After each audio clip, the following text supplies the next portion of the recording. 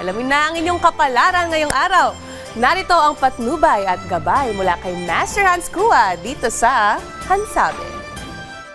Rise and shine! Mga ka-RSP, narito na po ang araw-araw na trending inaabangang gabay, patnubay palalat, prediksyon ngayong araw na Lunes. Happy Monday mula kay Master Hans Kua!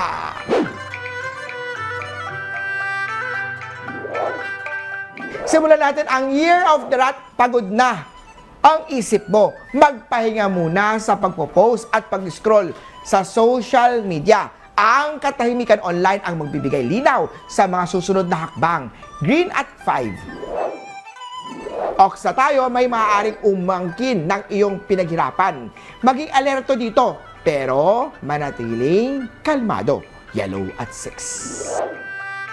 Kay Tiger na tayo, isang magandang araw para bawasan ang spending. Timbangin kung kailangan ba ito o luho lamang yan. Red at 3. Kay Rabbit naman tayo, may taong nagdudulot ng hindi pagkakaunawaan. Huwag nang patulan ito dahil maaaring lumala lang ang sitwasyon. Piliin ang kapayapaan. Blue at 2. Kay Dragon naman tayo, ikaw ang nangniningning ngayong araw. Ngunit may mga naiinggit. Ipagpatuloy lang ang pagiging classy at grounded mo. Silver at 8. Kay Year of the Snake na tayo, mag-ingat. Huwag iwan ang bag o mga wallet mo kung saan-saan lang. Sa mga pinanganak ng Year of the Horse, manatili mapagkumbaba kahit may intriga. Ang katotohanan ay kakampi mo. Huwag magpadala sa ingay. White at 9. Kay Goat naman tayo, mag-stretch upang maibsan ang tensyon sa leeg at likod. Alagaan ang katawan upang ito'y gumaan ang daloy ng energy dito. Yellow at 7.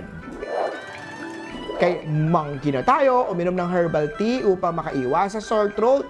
Ang kalusugan ang pundasyon mo.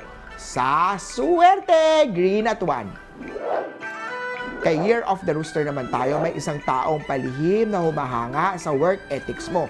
Ipagpatuloy ang pagiging masipag at tapat sa gawain. Red at 5. Kay Dog naman tayo, ikaw ang kalmadong presensya sa gitna ng gulo.